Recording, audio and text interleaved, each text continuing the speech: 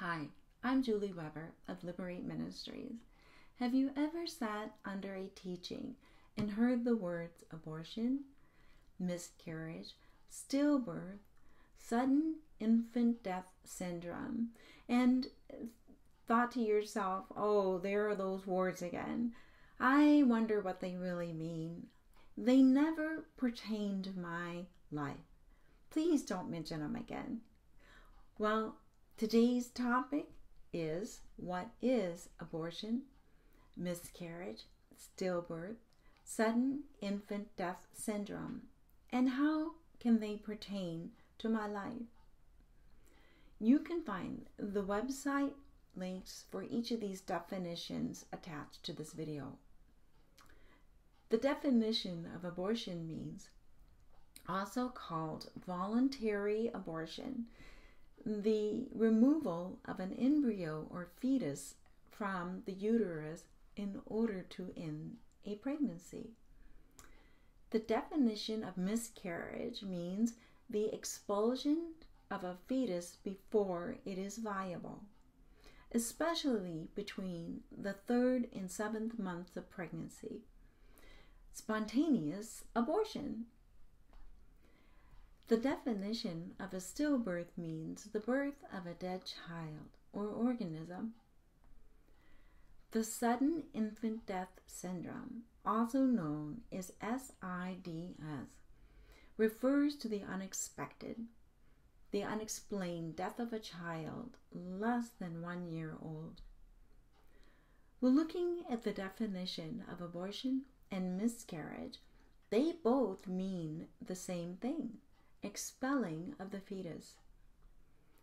We're quoted from my Lady Liberty workbook on pages 76 and 77. And this is my workbook, my Lady Liberty workbook, and I'm going to be quoting a lot from it today. Women who have experienced miscarriage, stillbirth, sudden infant death syndrome, and abortion all experience loss. These losses are tough to take. Our society offers more support and understanding for these losses except in abortion. Yet there is still a lot of misunderstanding about each of these types of death. Some obvious differences are that women who abort choose to terminate their pregnancy. The mother experiencing miscarriage, stillbirth, or sudden infant death syndrome did not choose for their child's life to end. As a result, mothers who experience these types of deaths are more focused on the question of why. We're quoted from my Lady Liberty workbook on page 73. Each loss brings disturbance and emotional pain into our lives. Yet grief is a normal process, a common experience. You can't pray it away. It is an emotional process, and as people we need to go through it, not around it. In today's culture, when we lose a loved one or a friend, we are allowed time to outwardly grieve. People understand that there has been a death. It is acceptable for people to take funeral leave, vacation, and sometimes even an extended leave of absence following the death of someone close to them. The same is not true after you have had an abortion. Most often, people are not given time to outwardly grieve. Women and men choosing abortion are caught between pro-abortionists who believe that abortion is nothing more than a blob of tissue, and pro-lifers who believe that abortion is the death of a child. The moral debate continues in our society, and as a result, women and men are not encouraged or allowed to outwardly express their grief. everything is kept hidden after an abortion, including the parents' feelings of loss and grief. Well, quoted in my Lady Liberty workbook on page 74, Jesus knew grief.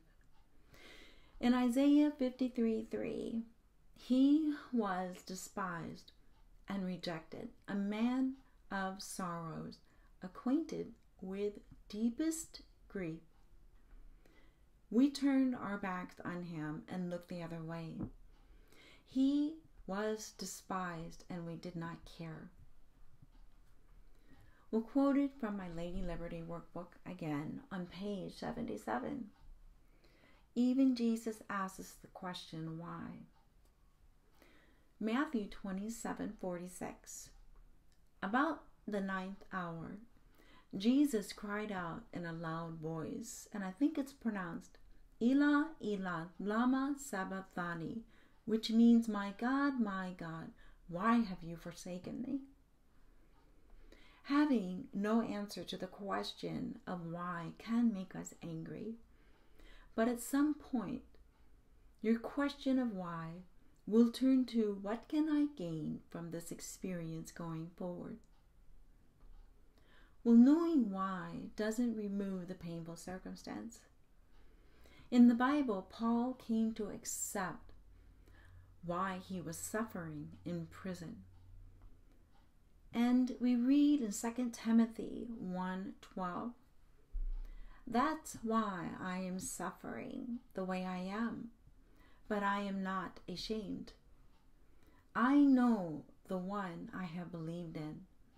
I am sure he is able to take care of what I have given him. I can trust him with it until the day he returns as judge. This is also the case for us as post-abortive women. Knowing why we are suffering doesn't ease the hurt. It still hurts.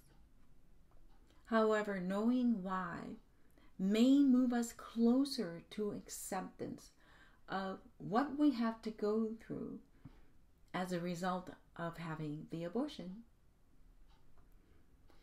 In closing, so how could each of these pertain to your life? Well, if you're single, this video gives you and your friends information in case you encounter of these losses. If you're in a relationship by either cohabiting or married, and you have experienced one of these childbearing losses, this teaching could confirm your experience or explain what you're experiencing.